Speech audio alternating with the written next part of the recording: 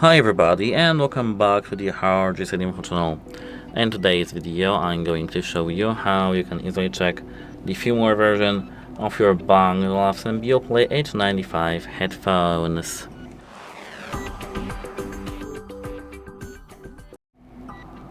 So here we are now in the application itself, which is called the BANG OLUFSEN, and here in this application we have to tap here on software update. If you don't see this section, you have to just scroll to the app, software update, and as you can see, the latest firmware version we have is here, v6.0.1. That's it. Hope it helps you and have a nice day. Goodbye.